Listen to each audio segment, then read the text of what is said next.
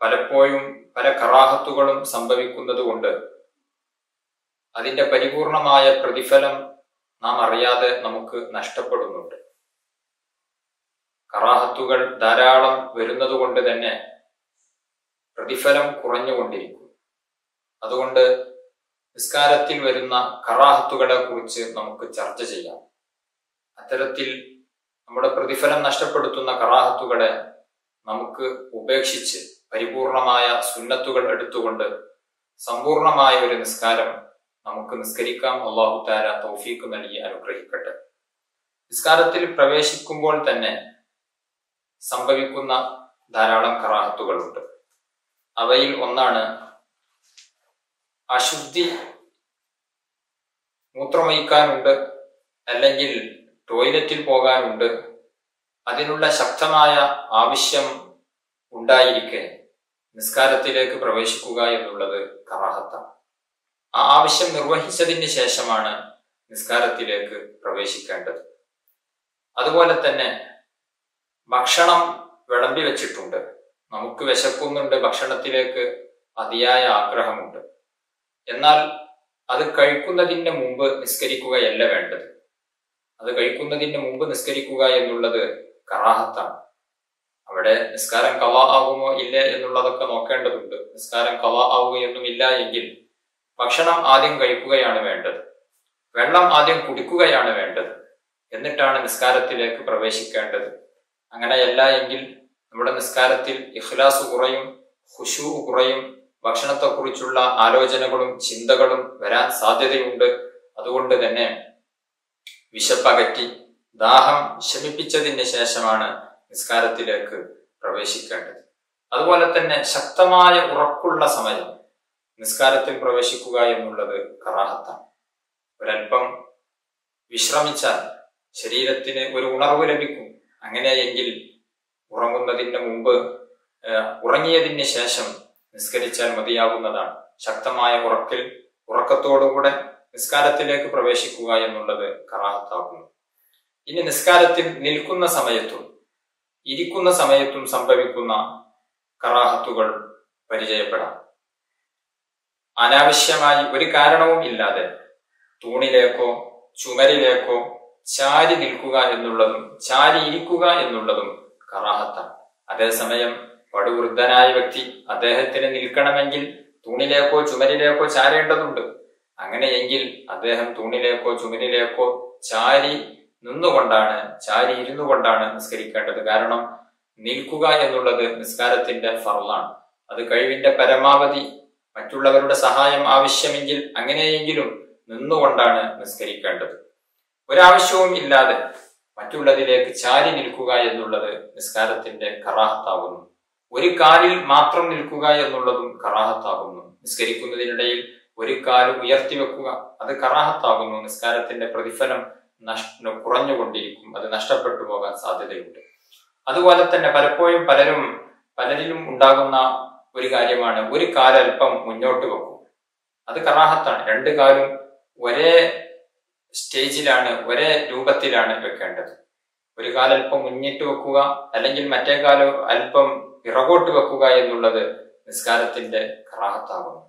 മറ്റൊരു കറാഹത്താണ്, കൂടുതലും ആളുകൾ ചെയ്യാറുള്ള ഒന്നാണ്, രണ്ട് കാലുകളും പരസ്പരം ചേർത്തി വെക്കുക എന്നുള്ളത് കറാഹത്താണ്. നിൽക്കുന്ന സമയത്ത് രണ്ട് കാലുകളും പരസ്പരം അകറ്റി വെക്കുക എന്നുള്ളതാണ് സുന്നത്തായ രൂപം. ഒരു ചാൺ അകലെയെങ്കിലും അകറ്റിയിട്ടായിരിക്കണം രണ്ട് കാലുകളും വെക്കേണ്ടത്.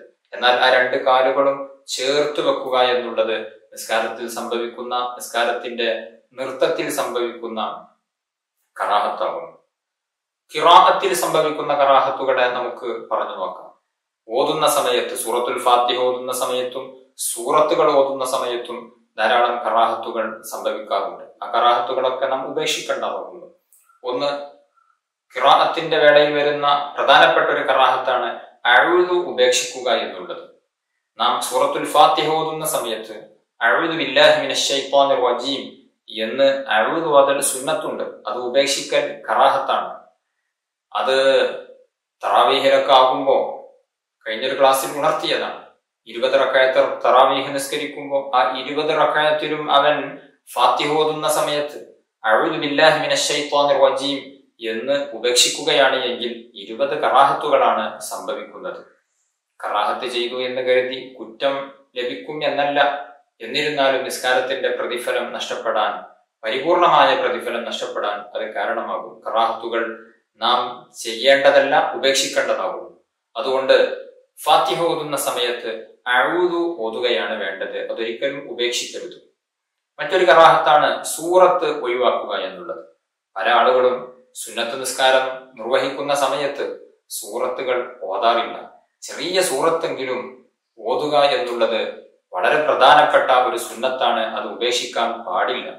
റവാത്തിബ് നിസ്കരിക്കുന്ന സമയത്തും ദുഹാ, തഹജ്ജുദ് പോലെയുള്ള സുന്നത്ത് നിസ്കാരം നിർവഹിക്കുന്ന സമയത്തുമൊക്കെ ഏതെങ്കിലും 2 സൂറത്തുകൾ ഓതേണ്ടതാകുന്നു. സൂറത്ത് ഉപേക്ഷിക്കുക എന്നുള്ളത് കറാഹത്തായ കാര്യമാകുന്നു. സുന്നത്ത് നിസ്കാരങ്ങളിലൊക്കെ നിശ്ചിത സൂറത്തുകൾ നിശ്ചയിക്കപ്പെട്ടിട്ടുണ്ട്. നിശ്ചയിക്കപ്പെടാത്തിടത്ത് ഖുൽ യാ അയ്യുഹൽ കാഫിറൂൻ എന്ന സൂറത്തും ഖുൽ ഹുവല്ലാഹു എന്നുള്ള സൂറത്തും നമുക്ക് ഓതാവുന്നതാണ്. അതുപോലെ തന്നെ ഫാത്തിഹയേക്കാൾ സൂറത്തിനെ മുന്തിക്കുക എന്നുള്ളത് കറാഹത്താണ്. ഫാത്തിഹ ഓതുന്നതിന്റെ മുമ്പ് സൂറത്ത് ഓതുക എന്നുള്ളത് കറാഹത്താണ്.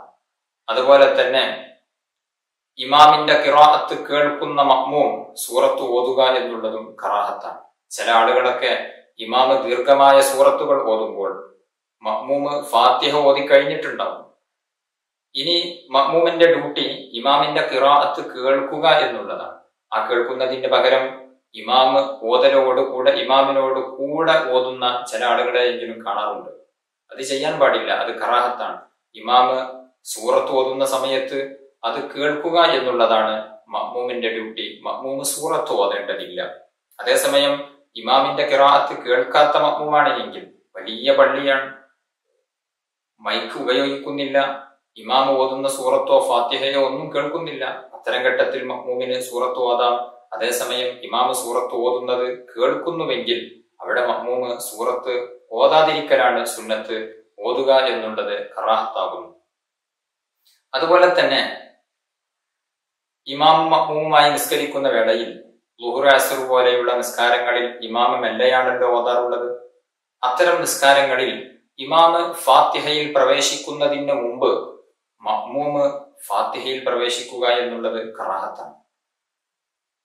അത് മഗ്രിബ്, ഇശാ, സുബ്ഹി ഏത് നിസ്കാരത്തിലാണെങ്കിലും ഉറക്കയോതുന്ന നിസ്കാരങ്ങളിൽ സാധാരണഗതിയിൽ ഇമാമ് ഫാത്തിഹ ഓതിയതിന് ശേഷമാണ് നാം ഓതാറുള്ളത്. അതേസമയം ഇമാമ് ഫാത്തിഹ ഓതുന്നതിന്റെ മുമ്പ് നമ്മൾ ഫാത്തിഹയിൽ പ്രവേശിക്കുക എന്നുള്ളത്, ഇമാമ് ഫാത്തിഹ തുടങ്ങുന്നതിന്റെ മുമ്പ് നാം ഫാത്തിഹ തുടങ്ങുക എന്നുള്ളത് കറാഹത്താകുന്നു. അത് ളുഹ്റാണെങ്കിലും അസ്റാണെങ്കിലും അങ്ങനെ തന്നെയാണ്. ഏകദേശം ഇമാമ് ഫാത്തിഹ തുടങ്ങി എന്ന് നമുക്ക് ഒരു മികച്ച ധാരണ വന്നതിന് ശേഷമാണ് നാം ഫാത്തിഹ തുടങ്ങേണ്ടത്. ഇമാമിന്റെ മുമ്പ് ഫാത്തിഹ തുടങ്ങലും ഇമാമിനോട് കൂടെ ഒന്നിച്ച് ഫാത്തിഹ ഓതുക എന്നുള്ളതും കറാഹത്താകുന്നു. അതുപോലെ തന്നെ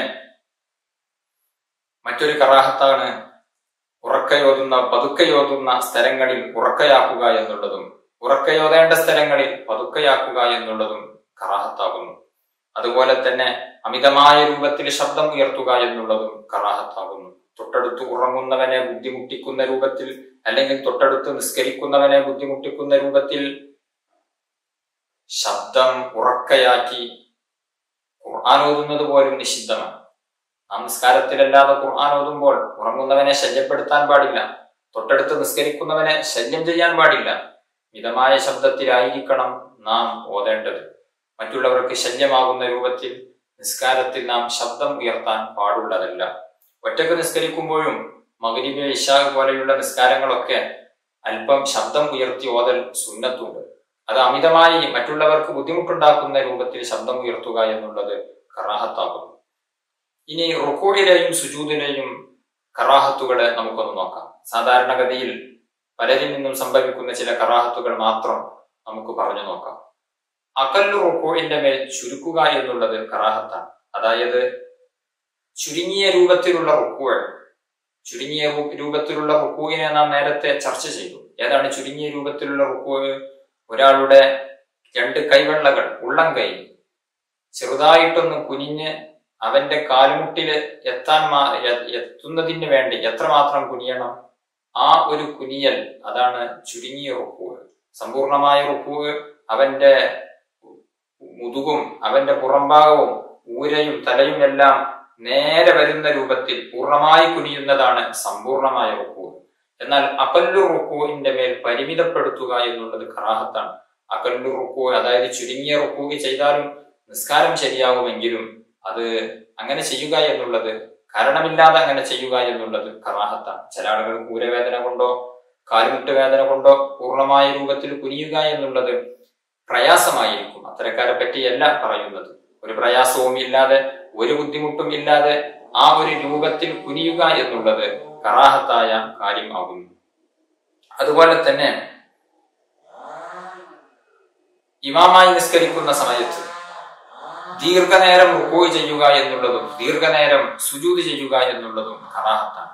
ഇമാമിന് 3 പ്രാവശ്യം സുബ്ഹാന റബ്ബിയൽ അദീം വബിഹംദിഹി എന്ന റുക്കൂഇലെ ദിക്റും സുബ്ഹാന റബ്ബിയൽ അഅ്ലാ വബിഹംദിഹി എന്ന സുജൂദിലെ ദിക്റും 3 പ്രാവശ്യം വർദ്ധിപ്പിക്കുന്നതിന് മഅ്മൂമീങ്ങളുടെ സമ്മതം ലഭിക്കേണ്ടതുണ്ട്.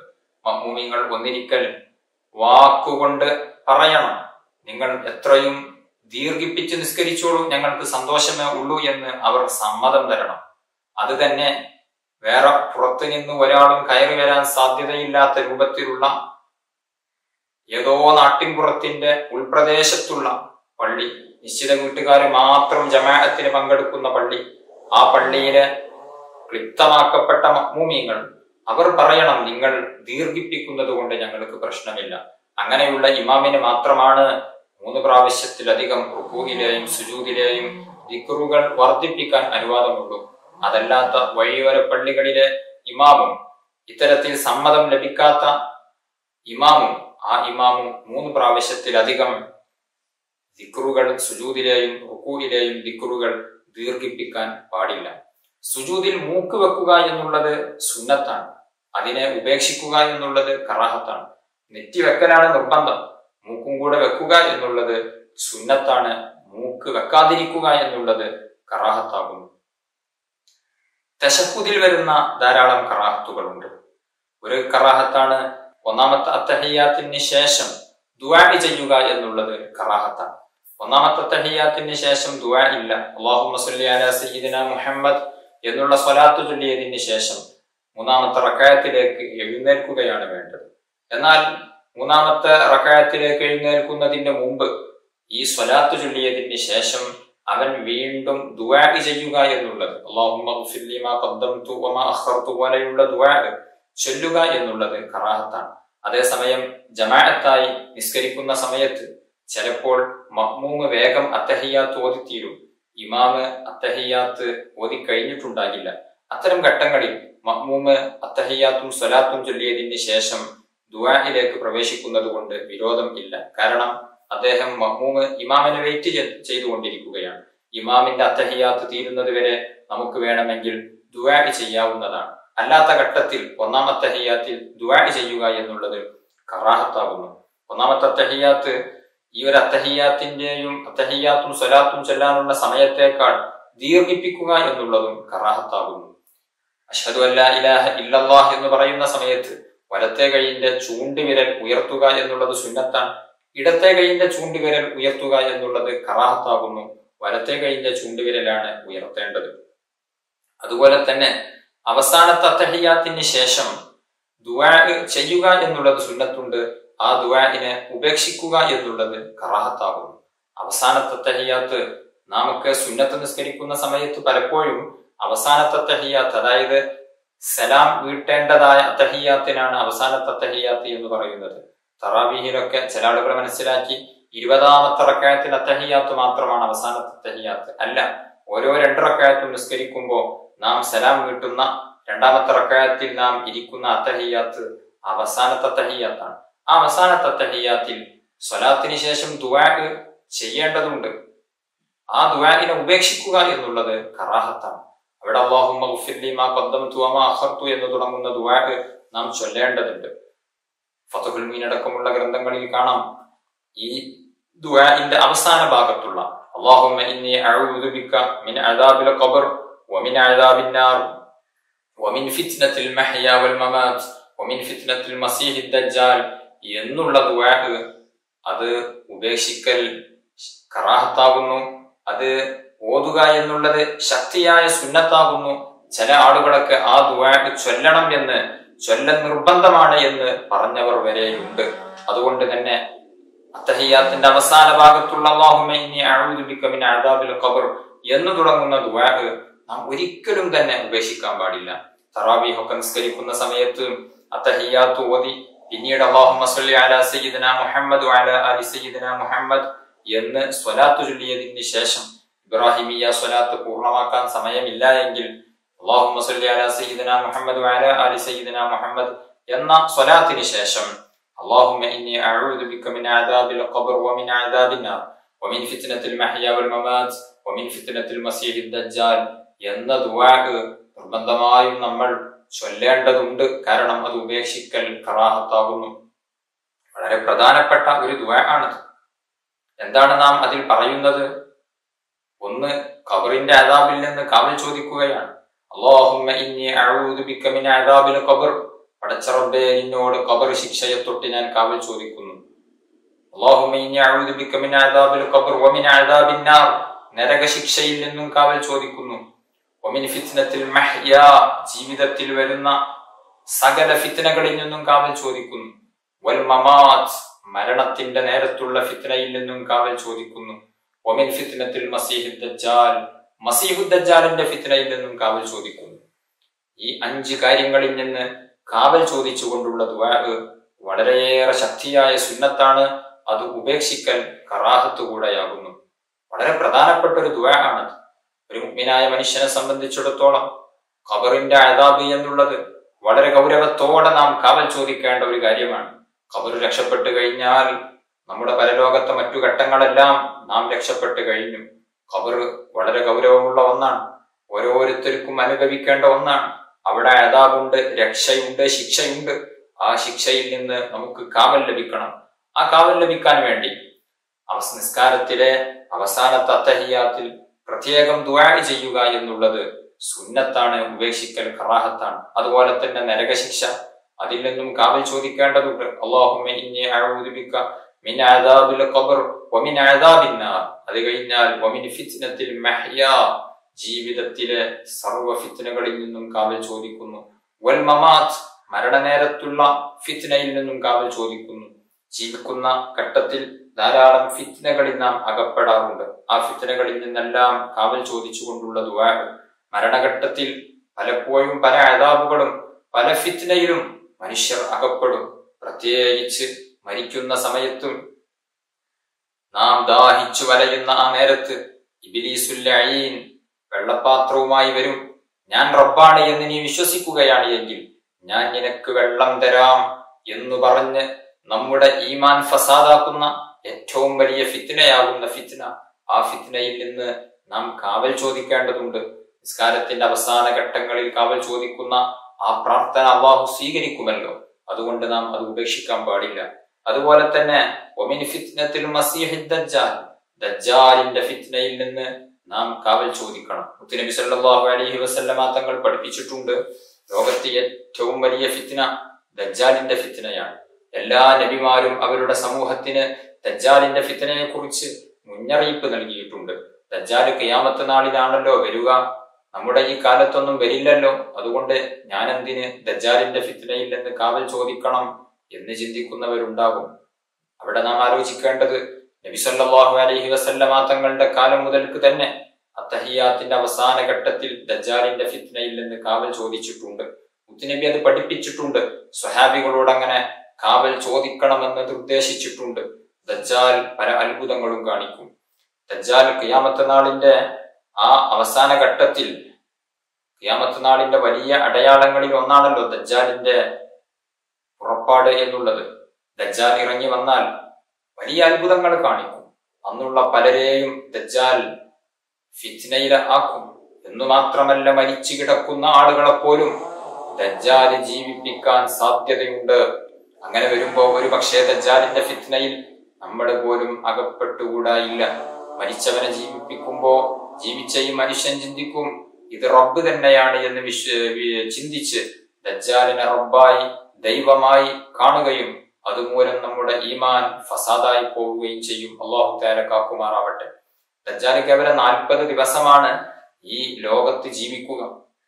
ഈ 40 ദിവസത്തിന്റെ ഒന്നാമത്തെ ദിവസം ഒരു വർഷത്തെ ദൈർഘ്യം ഉണ്ടാകും, രണ്ടാമത്തെ ദിവസം ഒരു മാസത്തെ ദൈർഘ്യം ഉണ്ടാകും, മൂന്നാമത്തെ ദിവസം ഒരാഴ്ചത്തെ ദൈർഘ്യം ഉണ്ടാകും. ബാക്കിയുള്ള ദിവസങ്ങൾ സാധാരണ ദിവസം പോലെയായിരിക്കും. ലോകത്തിന്റെ എല്ലാ ഭാഗത്തും ദജ്ജാൽ എത്തും. മക്കയിലും മദീനയിലും ഒഴികെ ബാക്കിയുള്ള എല്ലാ സ്ഥലങ്ങളിലും ദജ്ജാൽ എത്തുമ്പോൾ അന്നുള്ള സർവ്വ ആളുകളെയും ദജ്ജാല് വഴിപിഴപ്പിക്കും.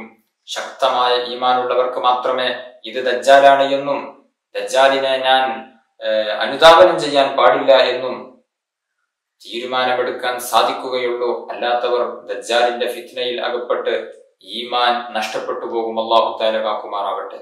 അതുകൊണ്ട് ദജ്ജാലിന്റെ ഫിത്നയിൽ നിന്ന് കാവൽ ചോദിക്കുക എന്നുള്ളത് എല്ലാ ദുആയിലും നാം ഉൾപ്പെടുത്തേണ്ടതാണ്.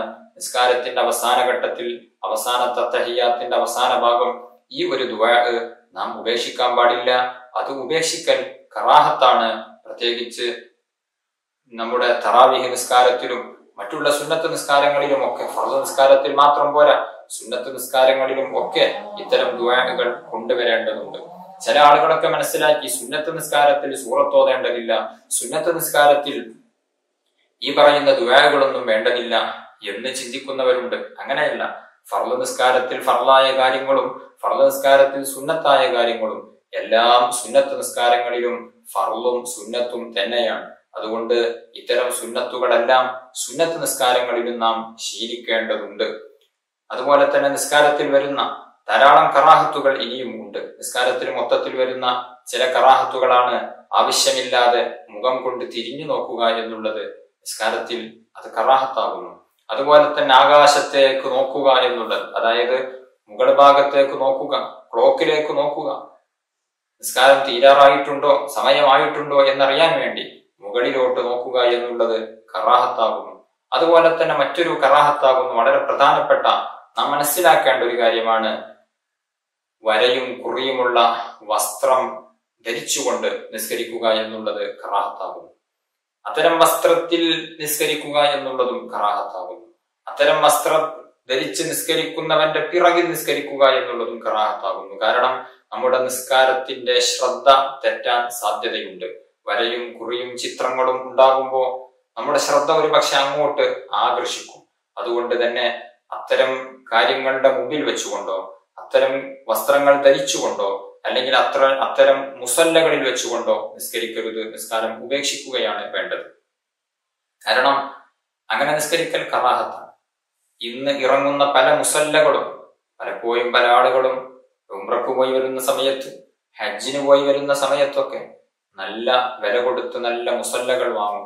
മിക്ക മുസല്ലകളിലും ചിത്രങ്ങൾ ഉണ്ടായിരിക്കും. ചിലപ്പോൾ കഅബയുടെ ചിത്രം, അല്ലെങ്കിൽ പച്ചക്കുബ്ബയുടെ ചിത്രം, അല്ലെങ്കിൽ മറ്റേതെങ്കിലും പള്ളികളുടെ ചിത്രം, അതല്ലെങ്കിൽ വേറെ പലതും ചിത്രങ്ങളുള്ള മുസല്ലകൾ. അത്തരം മുസല്ലകളിൽ നിസ്കരിക്കൽ കറാഹത്താകുന്നു. പരമാവധി കഅബാലയത്തിന്റെ ചിത്രമുള്ള മുസല്ലകളൊക്കെ നിലത്ത് വിരിക്കാതിരിക്കലാണ് നല്ലത്. കാരണം കഅബാലയത്തിനെ നാം ബഹുമാനിക്കേണ്ടതല്ലേ, അത് നിലത്തിടാനുള്ളതല്ലല്ലോ. അത് നിലത്തിടാതെ അത്തരം മുസല്ലകൾ ഉപേക്ഷിച്ച് മറ്റേതെങ്കിലും ചിത്രങ്ങളില്ലാത്ത മുസല്ലകളിൽ നിസ്കരിക്കുകയാണ് വേണ്ടത്. അതുകൊണ്ട് നാം പ്രത്യേകം ശ്രദ്ധിക്കേണ്ടത്, സഹോദരിമാർ പ്രത്യേകം ശ്രദ്ധിക്കേണ്ടതാണ്. ഇത്തരം മുസല്ലകൾ നമ്മുടെ വീട്ടിലുണ്ട് എങ്കിൽ ആ മുസല്ലകളുടെ മുകളിൽ നല്ല വെള്ള തുണിയോ അല്ലെങ്കിൽ മറ്റേതെങ്കിലും ചിത്രങ്ങളും വരകളും ഇല്ലാത്തതായ മറ്റുള്ള എന്തെങ്കിലും ടർക്കിയോ എന്തെങ്കിലും ഒക്കെയായി വിരിക്കുക എന്നുള്ളത് നാം പ്രത്യേകം ശ്രദ്ധിക്കണം. അത്തരം ചിത്രങ്ങൾ ഉള്ളതിൽ വെച്ച് നിസ്കരിക്കുക എന്നുള്ളത് കറാഹത്ത് ആകുന്നു. അതുപോലെ തന്നെ തലമറക്കാതെ നിസ്കരിക്കുക എന്നുള്ളത് കറാഹത്താകുന്നു. പുരുഷന്മാർ ശ്രദ്ധിക്കേണ്ട പ്രത്യേകമായ ഒരു കാര്യമാകുന്നു. തലമറച്ച് നിസ്കരിക്കലാണ് സുന്നത്ത്. അതേസമയം തലമറക്കാതിരിക്കുക എന്നുള്ളത് കറാഹത്താകുന്നു. റമദാനിൽ പോലും പല ആളുകളും തൊപ്പിയിടാതെ വരുന്നത് ശ്രദ്ധയിൽപ്പെട്ടിട്ടുണ്ട്. മുൻകാലങ്ങളിലൊക്കെ റമദാനിലെങ്കിലും എല്ലാവർക്കും ഒരു തൊപ്പിയുണ്ടാകും, അല്ലെങ്കിൽ ഒരു ടവലെങ്കിലും കയ്യിലുണ്ടാകും. അത് നിസ്കരിക്കുന്ന സമയത്ത് തലയിൽ വെക്കും, തലമറക്കും. അങ്ങനെ നിസ്കരിക്കുന്നതാണ് സുന്നത്ത്. അതേസമയം തലമറക്കാതെ നിസ്കരിക്കുക എന്നുള്ളത് കറാഹത്താണ്. അതുപോലെ തന്നെ നമ്മുടെ രണ്ട് ചുമലുകളും മറക്കുക എന്നുള്ളത് അതും സുന്നത്താണ്. തുറന്നിടുക എന്നുള്ളത് കറാഹത്താകുന്നു.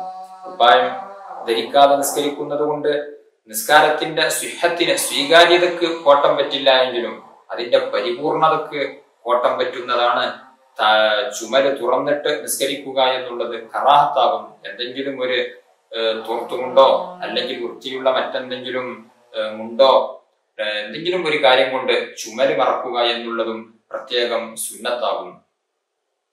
ഇങ്ങനെ പല തരത്തിൽ കറാഹത്തുകൾ വരുന്നുണ്ട്. അത്തരം കറാഹത്തുകളെല്ലാം ഉപേക്ഷിക്കുകയാണ് വേണ്ടത്. ചില സ്ഥലങ്ങളിൽ നിസ്കരിക്കൽ പ്രത്യേകം കറാഹത്തുണ്ട്. അതിലൊന്നാണ് വഴിയിൽ വെച്ച് നിസ്കരിക്കുക എന്നുള്ളത് കറാഹത്താണ്. പള്ളിയിൽ വരുന്ന പല പുരുഷന്മാർ ചിലപ്പോഴൊക്കെ വാതിലിന്റെ സമീപത്ത് വെച്ച് നിസ്കരിക്കാറുണ്ട്. പള്ളിയുടെ ഉള്ളിലേക്ക് ഒരാൾക്ക് കടക്കാൻ തടസ്സമാകുന്ന രൂപത്തിൽ, അല്ലെങ്കിൽ പള്ളിയിൽ നേരത്തെ നിസ്കരിച്ചു കൊണ്ടിരുന്ന ഒരാൾക്ക് പുറത്തു പോകാൻ തടസ്സമാകുന്ന രൂപത്തിൽ വാതിലിന്റെ സമീപത്ത് വെച്ച് നിസ്കരിക്കരുത്. അത് വഴിയാണ്. ജമാഅത്തായി നിസ്കരിക്കുന്ന സമയത്ത് സ്വഫിൽ മുഴുവനും ആളുകൾ നിൽക്കുന്ന സമയത്ത് അത് വഴിയായി പരിഗണിക്കുകയില്ല. അതേസമയം നാം ഒറ്റക്ക് സുന്നത്ത് നിസ്കരിക്കുന്ന സമയത്തൊക്കെ അത്തരം ഭാഗങ്ങളിൽ നിന്ന് മാറി നിന്ന് ജനങ്ങൾ നടക്കാൻ സാധ്യതയുള്ള വഴിയിൽ വെച്ചുകൊണ്ട് നിസ്കരിക്കാതിരിക്കുക, അങ്ങനെ നിസ്കരിക്കുക എന്നുള്ളത് കറാഹത്താകുന്നു.